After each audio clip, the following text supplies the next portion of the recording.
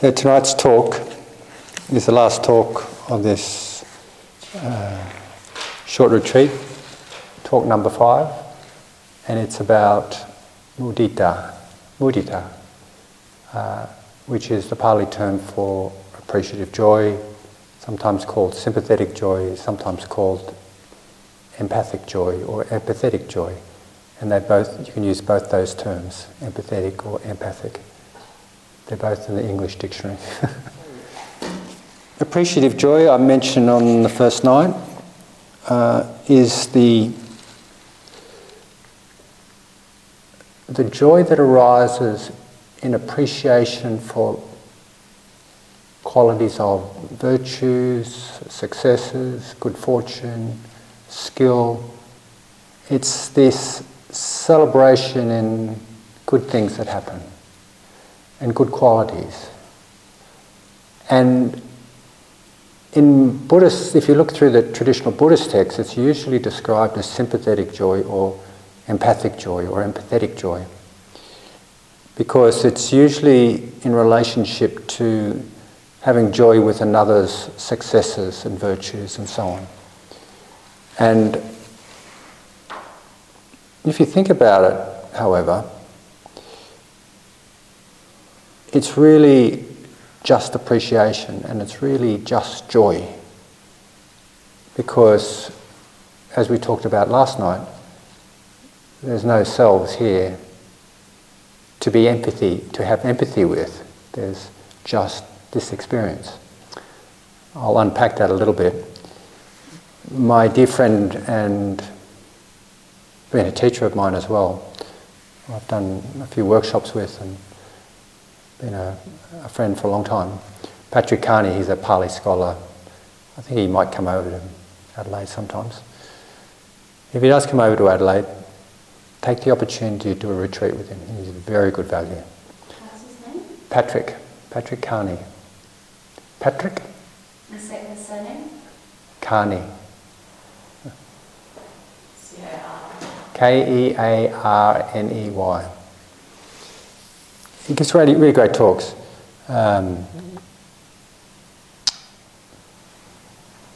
Further to that, I was talking about appreciative joy with him one time, or mudita, and he says, why do they always call it sympathetic joy? Why not just joy? And we had a bit of a chuckle about that. Yet, in many respects, he's absolutely correct, because it is just this experience of joy. Just as last night we talked about the difference between compassion to another and compassion to oneself, and the way it's defined is as sensitivity to suffering and the commitment to alleviate it. There's no talking about, that suffering over there and this suffering over here. It's just suffering. And so, when you have an understanding of emptiness or not self or empty dependence, Patrick is quite right. It is just joy. It's just this experience. There's no owner there. There's just this experience. So I really appreciate that. And to continue, to clarify it a little bit more, what we're talking about with mudita. And I've said this before, but I'll say it again. It is this, there are near and far enemies of mudita. The far enemies, I'll start with the far enemies. The far enemies are jealousy, envy, kind of a... I think low self-esteem as well. And also cynicism. I think cynicism, when you refer to yourself, like you may not necessarily appreciate your own good qualities and you might be cynical about that. So they're the far enemies.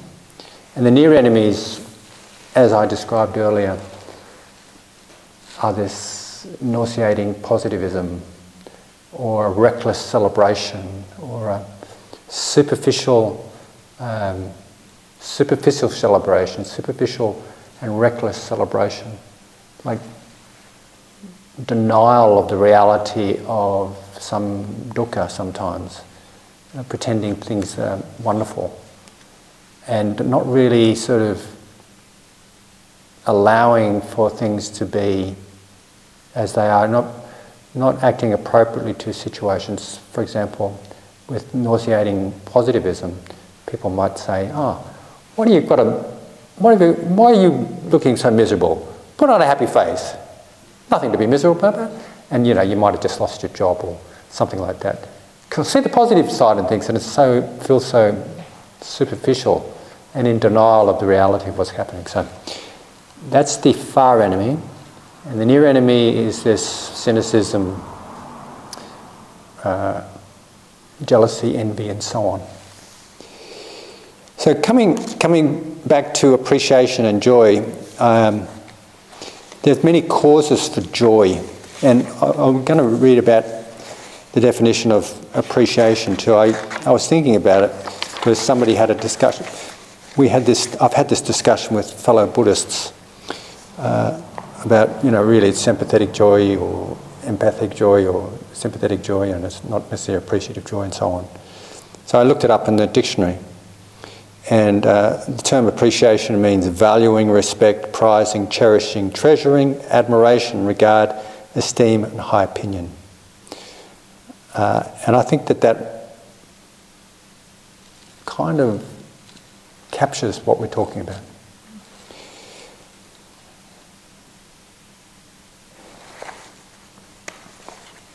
And joy, the experience of joy. In my book, I've written a few words for happiness and joy, and listed them out. And here are some of the other words. It's an emotion, really, and some of the other words that describe it could be a glow, alive, amusement, bliss, bubbly, buoyant, cheerful, contentment, delight, ecstatic, elation, enjoyment, enthrallment. I've taken them in an alphabetical order if you haven't noticed. I'll continue. Euphoria, excitement, exhilaration, gladness, glee, happiness, light-hearted, merriment, pleasant, jolliness, jubilation, thrilled, pride, rapture, relief, satisfaction, thrill, triumph, uplifted, wonderful, and zeal. We've got a one for Z. We've got a Z one there. So the other night I also talked about the different types of happiness that we can have. And I mentioned we can have hedonic happiness, which is basically when we get what we want and what we need from the world. And there's nothing wrong with it. We need it, hedonic happiness, to survive and thrive in the world. And then the second type of happiness is the sort of happiness that gets from when we really get into something, when we feel a sense of accomplishment with something, which is it's a kind of a higher value than, it seems to be a higher order than the hedonic happiness, because we're putting something into something. And then there's the eudaimonic happiness, eudaimonia, the sense of well-being and peace that we get when we do something that is important or meaningful to us. And the quote that I was trying to find in my mind the other night but was unsuccessful with is this, and this talks about eudaimonia. Happiness turns out to be an activity of the soul in accordance with virtue, like living a virtuous life, living a good life is true happiness. So joy is in all those variations of happiness, and the joy we're talking about with meditation practice is more inclined towards this joy that is derived from our own internal processes, like the joy that happens when we live a virtuous life, and the joy of peace, for example. And in the In the Abhidharma is one of the texts about Buddhist psychology. It's really kind of, if you think Western psychology is pretty cold and clinical, not that the Abhidharma is clinical necessarily, but it's pretty sort of straight down the line. It's really straight down the line. It's like, this is the way it is. There's, in that Abhidharma, which is this book, I don't know how thick it is, it's quite thick.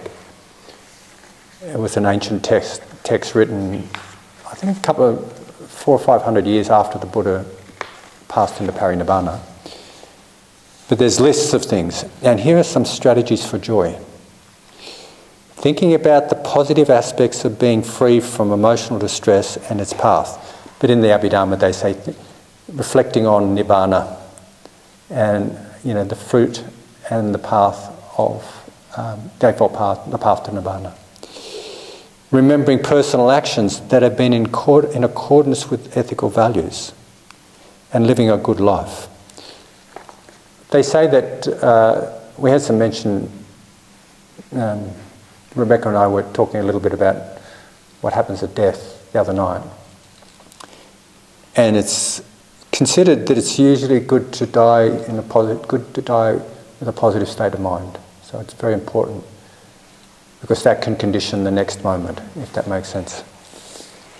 It's often suggested that when we're dying, to recollect the good things that we've done in life, like the good things the way we've helped people, the way we've accomplished many things, and so on, to recollect our ethical existence. Because this is an opportunity to rise some joy, and then it's good to die in that state of mind. But you don't have to wait till you die before you recollect your good actions. You can do it every day, which you'll discover. Well, you probably already know that anyway. Recalling one's own acts of generosity. Generosity is a source of joy, as I was talking about the other night with Dana.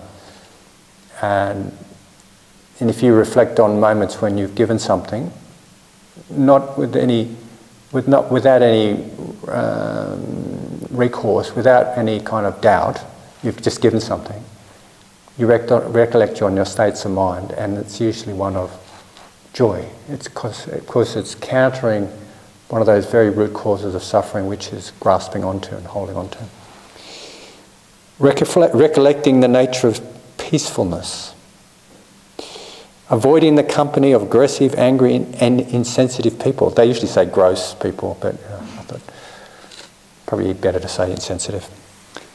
And having friendships and connections with people who are warm, loving and refined.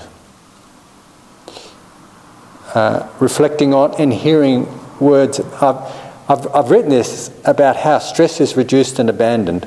I use the term stress here as a replacement for the word dukkha. I wrote this Strategies for Joy in a workbook that I wrote, I don't know, maybe about 15 years ago. And I was writing it to an audience that were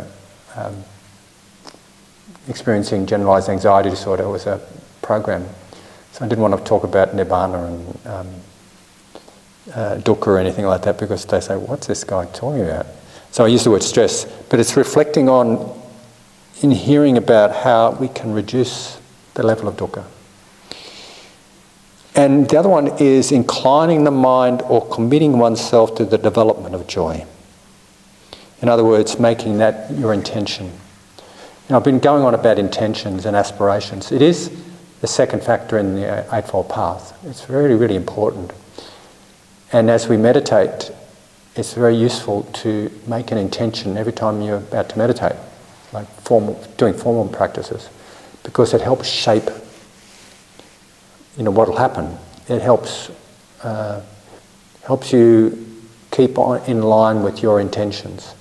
It helps you be mindful of remembering your direction, if that makes sense. So inclining the mind towards or committing oneself to the development of joy, what happens then is you've made that your aspiration. You've sharpened up your mindfulness to be attentive to moments when you can cultivate it, if that makes sense. One could also reflect on acts of kindness, care to and from oneself, and the simple beauty of things brings about lots of joy. And there's another way of cultivating joy that I haven't really mentioned here, and that is through the cultivation of samadhi. And you may remember me talking a little bit about samadhi. It's what this whole retreat's about a little bit, or quite a lot actually. The cultivation of samadhi. Samadhi is the term for concentration. And it's not the type of concentration that we had to, was drilled into us at school, like, concentrate, Malcolm! Stop wandering!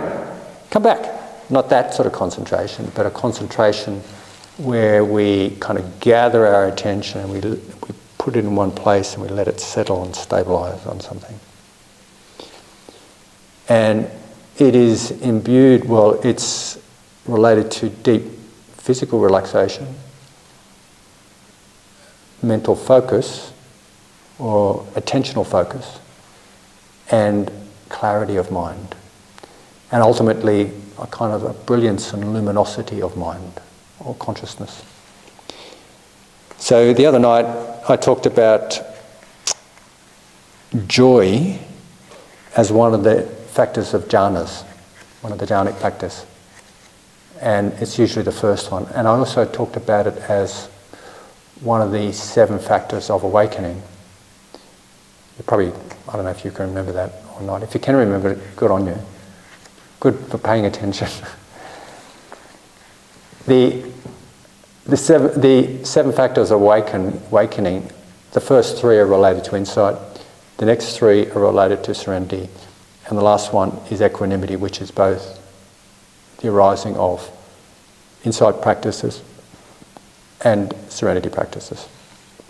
So they are mindfulness, investigation, courageous effort, joy, tranquility, concentration, and equanimity. Joy is really key here. It's a major component. So joy is sometimes also called rapture. And joy it's also called rapture, but in Pali it's called piti, in this case.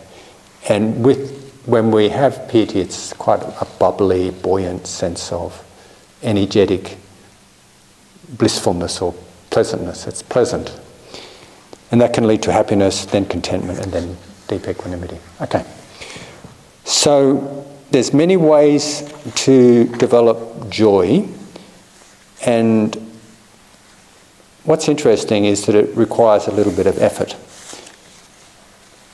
When we talk about empathetic joy, it's like we tune into another's joy.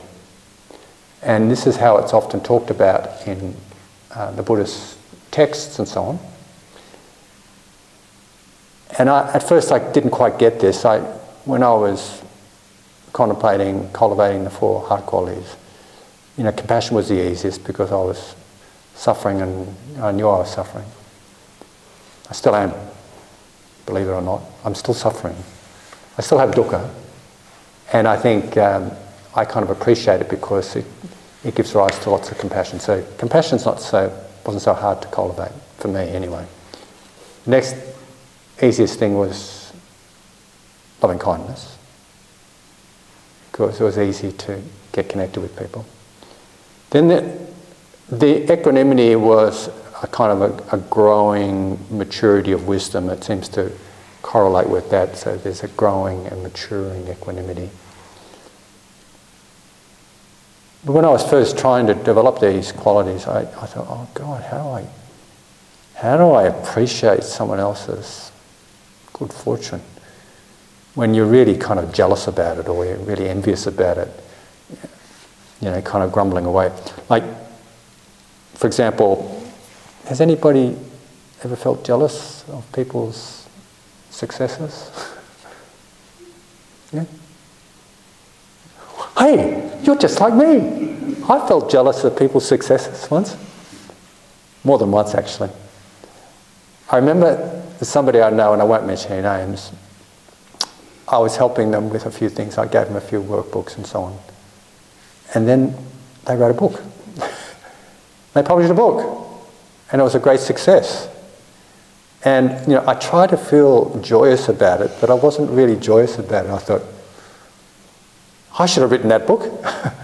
My book should have been a success. I eventually did write a book. But I remember a twinge of jealousy. And I tried to deal with it by saying to myself, oh, you should have appreciative joy, empathetic joy, and so on. But it just wasn't working. It was just... What eventually worked was equanimity, to be honest. I saw that this person put in a lot of effort and they worked really hard. They got the fruit of their effort. It's a case of natural cause-effect relationships. But the point I want to make is that empathetic joy was seemingly hard to cultivate. I couldn't quite get it. And then one day I was on a meditation retreat with a lovely Swiss-born nun. I remember her name now. Her name was Arignani. She was a nun in Mahasi Sayadaw tradition of Myanmar or Burma. And she was so beautiful. Beautiful in the sense that her mind was beautiful. She seemed beautiful.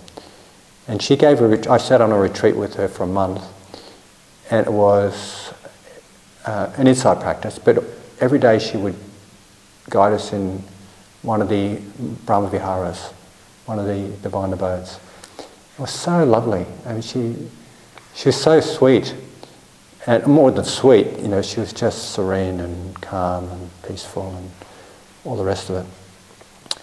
And on this retreat, I was, I had a few thoughts, as you sometimes do. You notice you get thoughts on retreats? I had a few thoughts.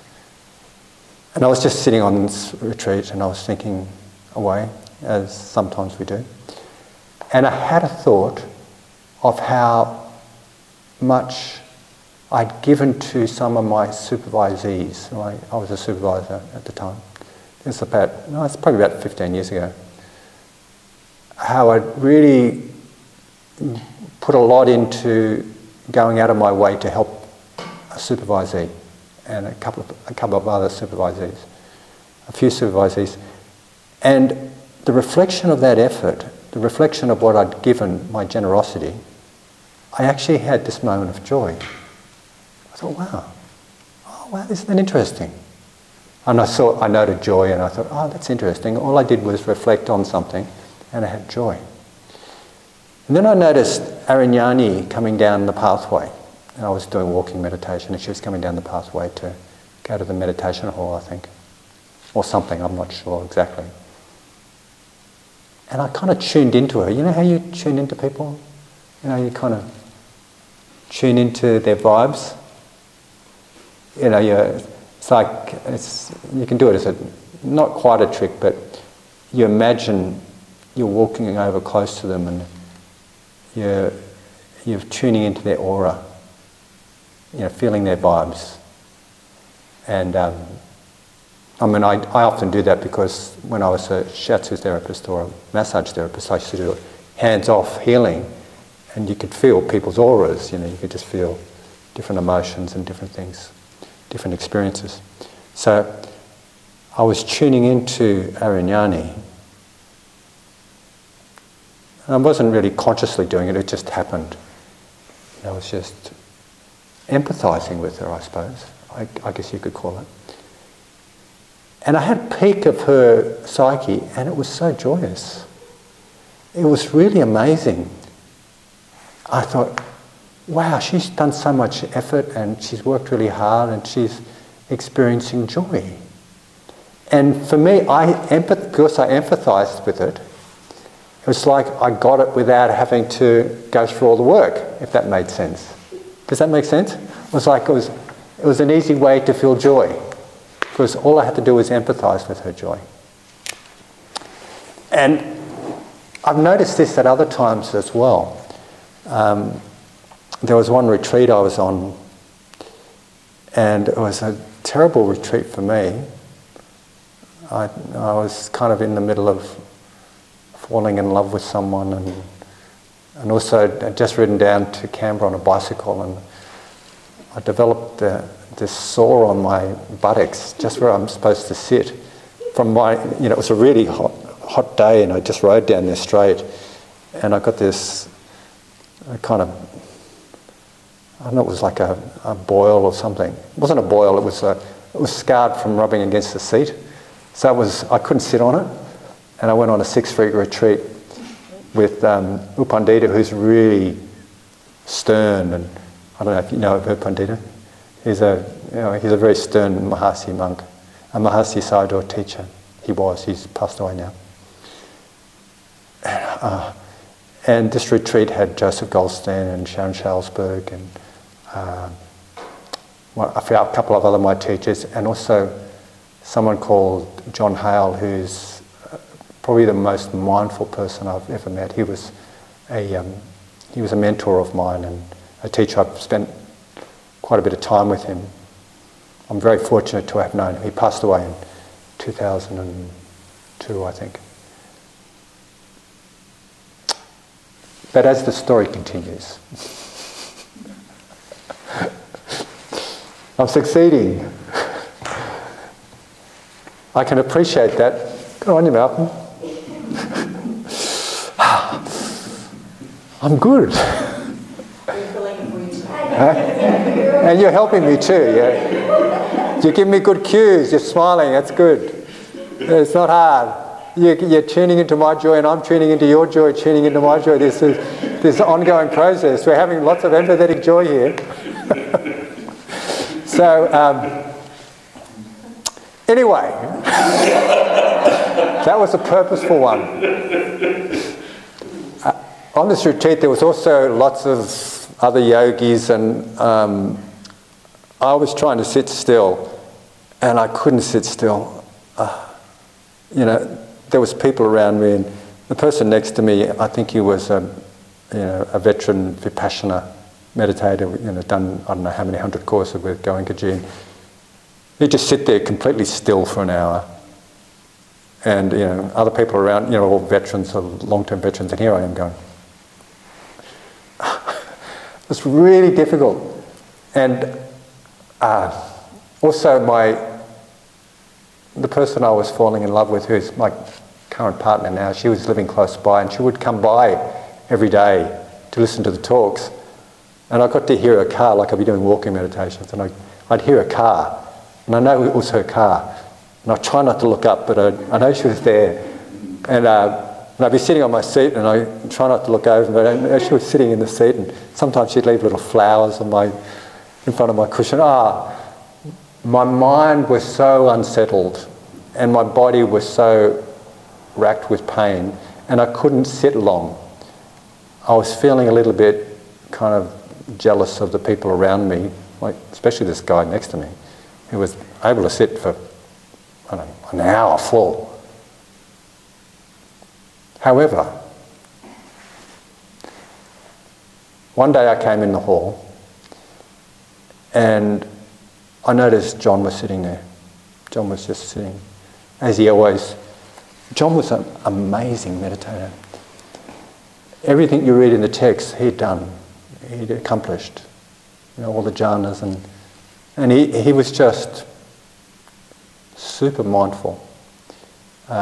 If you understand anything about the stages of awakening, I would say he was either at the final stage or one of those in the stages. Who am I to know? I walked in, and John's just sitting there. And I sit for my restless hour. Usually on meditation retreats, as you know, they're an hour sit. I sit for my restless hour, and I get up, and I walk for another restless hour, kind of distracted hour. I wonder if Mary's coming. Is that her car? All this other stuff. And then I come back in again, and I sit for another hour. Then I go back out again, do a bit more walking, I come back in. And John's still sitting there, like 3 hours. He hasn't moved. And rather than feeling like jealous and, all I have is this amazing admiration. So wonderful that someone like that is in the world. You know, brings tears to my eyes just thinking of him. It's just an amazing being. So that's an example of appreciative joy, like empathetic joy. And in fact, it's one of the ways you cultivate appreciative joy in the text. The way you cultivate it is to think of someone, reflect on someone who has good virtues, or is joyous, or is cheerful, and so on. These qualities, that's the way you reflect on it. You remember how I've talked about the different people you have for equanimity, loving kindness, compassion. Compassion is the person who's suffering. Loving kindness is the person who awakens a smile in your heart. Equanimity is the neutral person. The person with appreciative joy is like the person who is virtuous, is cheerful, happy, skillful, this sort of person. And I see that His Holiness the Dalai Lama, he's a person, for me, I look at him and I have appreciative joy. And in fact, I've experienced this, and I've mentioned this on many talks. I used to go to the Happiness and Its Causes conference while I could still afford them. And His Holiness was speaking at one, and I was there up in the back rows, like, I don't know, at the 50th row back or something, or maybe more than that, 100 row back. There was about 3,000 people in the auditorium, or maybe more, 5,000 people in the auditorium. And I'm just sitting there waiting, everyone's just sitting. And His Holiness walks in, as he does, like this. And everyone stands out of respect. And I stand as well. And I'm putting on a smile because I just feel a sort of joy coming up. And I looked around and everyone was joyous. And it wasn't, I was feeling sort of joy at seeing him. And it wasn't that he was down on the stage there picking out Malcolm, pointing out and sending me a direct light of loving kindness or anything. It was that myself and 5,000 other people were empathising in his joy. I mean, he is so joyous. I mean, he has difficult times, of course. And he's able to brush them off. He's able to feel a lot of joy. So this is one way we can cultivate joy. And this is one way we can manage some difficult things that might be happening with us. I'm thinking of low self-esteem as well. Like low self-esteem is a form of the opposite of appreciative joy, I reckon. If you think about what self-esteem is, it's about comparing yourself to someone. And Kristen Neff's gone into this. She did a lot of research on self-esteem and self-care or self-compassion, comparing the two. And I think in America, in the 70s and 80s and 90s, there was an emphasis on children having lots of self-esteem. And I think it sort of bred a culture of narcissism, because the way they talk about self-esteem is almost like comparing yourself with another and being above the norm, if that makes sense. Like your self-esteem, your sense of esteem is based on you being special or something more than the norm. However, that's, and I'm not saying anyhow there, I'm meaning however, genuinely. If you have to be above the norm all the time, it's a statistical impossibility. You know, sometimes we're good at some things and we're better than, the bell curve, norm. We're in the higher percentiles. But to be like that at everything and all the time is just impossible. So people set up these unachievable standards for themselves.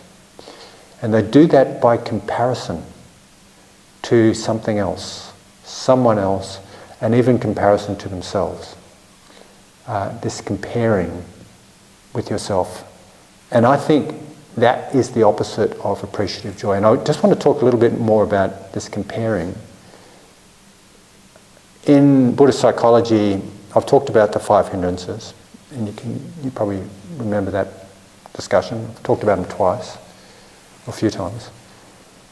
There's also something else in Buddhist psychology called the 10 fetters.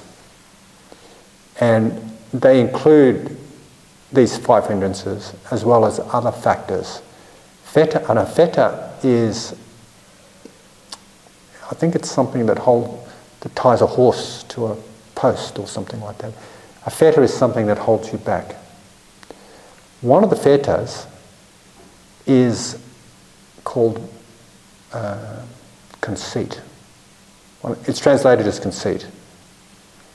The Pali term for that is mana, mana, M-A-N-A, written in the script that we use. Mana. And mana literally translates as to measure. I don't know if that, how do they say to measure in? Medir. Medir, okay. So it's not the same. No. But to measure. And what we do is we measure our sense of self against the standard. We measure our sense of self against someone else, or we measure our sense of self against a previous time. We're either better, worse, or in the middle, if that makes sense. So when we're caught up in that, we're caught up in the opposite sort of appreciative joy. We're comparing ourselves to another. If, however, we can just tune into things, put aside the self, and just tune into the actual experience of joy, tune into appreciation in and of itself, gratitude in and of itself, then we can experience just joy. So, I've said a few things. So you're getting a sense of what I mean by appreciative joy. And what about gratitude? Can you see this as also being akin to gratitude? And it's very easy to be grateful about many things. I know that's an exercise in positive psychology, to write down 10 things you're grateful about every day. And it's usually uplifting. And it's not hard to think of things you're grateful about. And it can transform your consciousness. And we did do that exercise in mindful self-compassion, but it's, you can do it any time. Just think about things you're grateful for, like the food here, or go into the bathroom. The bathrooms here are amazing. They're so clean. And pretty. And, the garden here is so beautiful. I keep discovering little tiny things, like, little ladybirds and ladybugs. And the people here are so kind. They're so welcoming and caring and eager to provide a service. It's not hard to feel grateful, is it? It's not hard to feel grateful to be here. I mean, I feel very grateful to be here. I feel grateful towards Monique for inviting me. And it's so easy to feel grateful. It's easy to be grateful for things that are obvious. It's not so easy to be grateful for adversity. And we can sometimes feel grateful to adversity as well. And I have this experience myself. I'm sure all of you have had countless experiences of adversity. And if you look into these experiences, like difficult times in your life, you might notice that there's something called a silver lining in that term. I don't know where mindful self-compassion get that term from, but they use that term, the silver lining to a dark cloud. That's a term that we use. And it means what I understand as the sequence of events with the Four Noble Truths. Do you remember how we talked about that? I talked about that on the first evening, where we actually, to understand dukkha, is a way to be free from dukkha. In fact, we need dukkha in order to be free from it, which is a paradox. And I remember I shifted around the way I used to run groups. When I first started running mindfulness groups for clinical populations and just in general, like about 25, or more than that, about 28 years ago, I started teaching mindfulness and meditation programs. And there was one point in time, just at the beginning there, I used to ask, I'd be talking about the Eightfold Path, and I didn't call it the Eightfold Path, I just call it the path of wisdom, healthy lifestyle and meditation. Some way of putting the context into it. And there was a point where I'd say, this is what wisdom is. Wisdom is sort of seeing clearly and making good decisions, it's right understanding and having good intentions.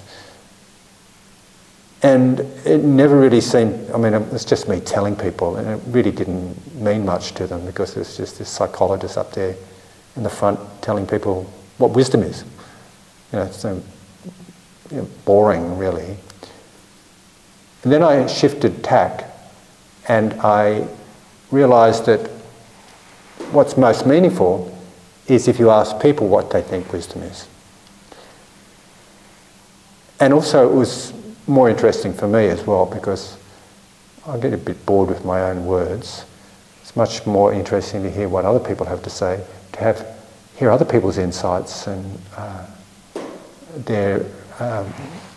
honour their own experience. So every time I ran a group, I would ask people, what do they think wisdom is? And then I would ask them, well, how do you cultivate wisdom? So the answers for this, what do they think wisdom is, I was really honoured to hear. Many varied, but it was all the similar themes. It's about seeing and understanding and acting in ways that are in line with one's seeing and understanding. Then the question came, well, how do you cultivate wisdom? And invariably lots of different answers. And it would include having difficult experiences. Usually it would come down to, when I asked this of the Iranians, for example, and the Afghanis in groups, and the Arabs from Iraq, and there would be different responses, and it'd be something like, reading the Quran is the way to wisdom, and also listening to wise words is the way to reading and thinking is the way to wisdom. And they would also say, and experience is the way to wisdom. And so this is the same all over, and this sort of question is really a wonderful way to get some discussion. In fact, it was a way for me then to introduce mindfulness and why mindfulness is so helpful, because mindfulness cultivates wisdom and it gives a rationale to why you should do it. So, in the detention centres, I would be running lots of groups. I designed a few groups, and if anybody wants to have the program, you're welcome to ask me. I can send it to you. I designed a few programs, and I would include this question. And so that, we go through what is wisdom and how do you develop it. Then I'd ask the question, because I thought this was really important for them to understand, because they were going through terrible times, terrible adversity. I asked them, did they ever know of anybody who was very wise, who had not gone through very difficult experiences? And they would always say, no. Always. People have had difficult experiences. So, I don't know if it really helped dramatically, but I think it was just a little glimmer of hope, perhaps, that there was some meaning in them being there, stuck in those detention centres. That perhaps they could grow from this. Because I know myself that I've grown from adversity. And I've told you a little bit about how I've experienced a little bit of freedom from the difficult experiences I had in Thailand. And I've got countless experiences, and I'm sure you all have too.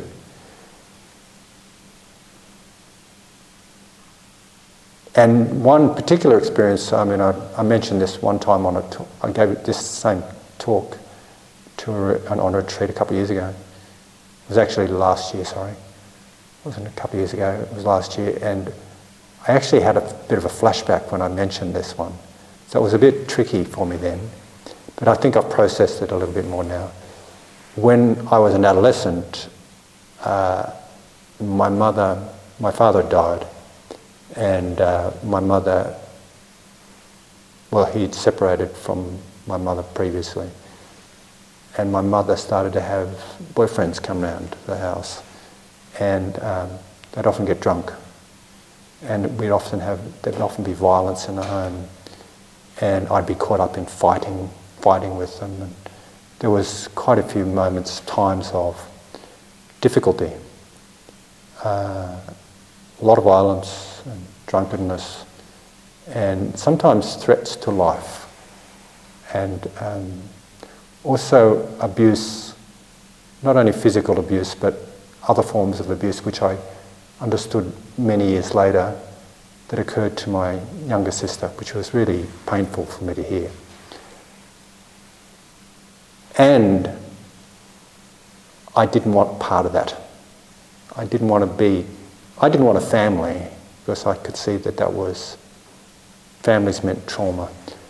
I didn't want to live that life. I didn't want to be part of that. So that stimulated me to seek something different. It stimulated me to seek wisdom. I wanted to find wise men. There wasn't any wise men in my life. And it stimulated me, or it encouraged me to seek that out by going to Thailand. That experience was a very difficult experience, and I'm grateful for it. Because without that experience, I may have just never gone to Thailand. I may have never been spurred on to find something different. Even as far as to be grateful to some of these men that are in our lives. Now, that's interesting. And it is possibly one of the good features of when we understand appreciative joy and gratitude. To have gratitude for the good things, the things that are easy to see, and also have gratitude for the difficult things. So, I think I might be right on time today. It's only 3 minutes to go before 8. Let's double check if I've mentioned everything I wanted to mention. Oh yeah, I could let go of some of those other things.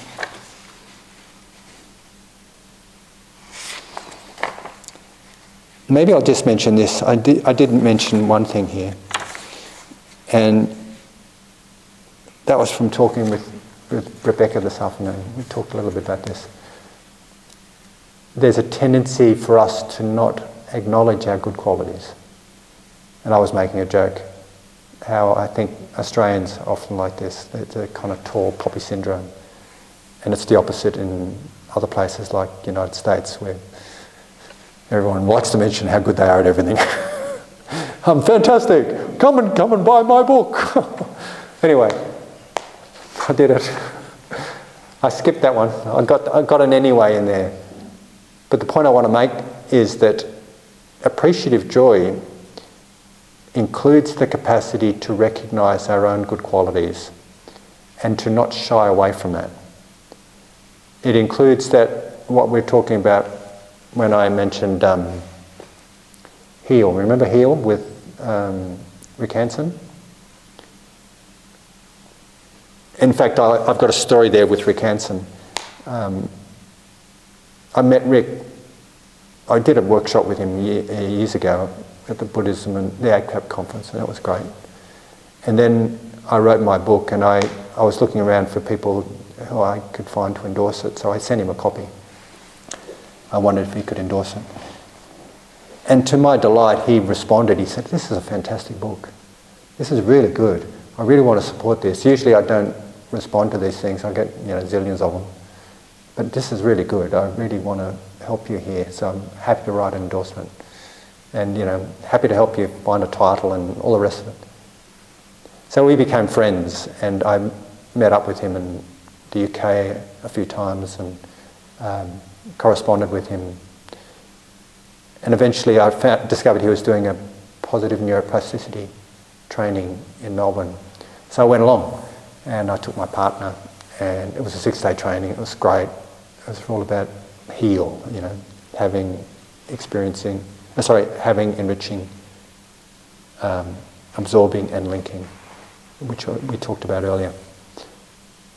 So I was at this workshop, and Rick was, putting out a lot of energy, 100 or more people in the audience, and he was doing one workshop here, and then he was going to New Zealand, back to back to do another workshop, and going somewhere else to do another workshop.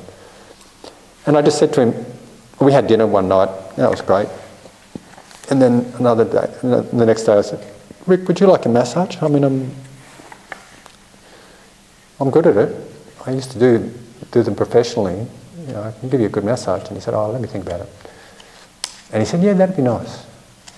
So I went back to his house, his unit, and my partner was with me, and we went up on the escalator. He was on, I don't know which floor it was, like the 4th floor or the 5th floor of an apartment in a nice hotel down in Melbourne. And he said to me, "You're a very kind person, Mal. You're a very kind person." And I fobbed it off. And I said, "Oh, that's all right. I thought, as Australians often do. It's all right. It's nothing." And he said, "Look what you're doing. Notice what you're doing." And so then he said, "Accept it, breathe it in, have it." So I realised that it's easy for us to fob it off, and I think we have a tendency, particularly in Australia maybe, I'm not sure, I see some people nodding, that we tend not to want to big note ourselves. We think it's like big noting or putting ourselves above the other poppies, We don't want to do that because we might be afraid of being outcast from the tribe. We don't want to see ourselves better than others. And it becomes a habit, so much so that we don't actually acknowledge our good qualities. So appreciative joy is a way of overcoming that. Okay, so let's have a bit of silence.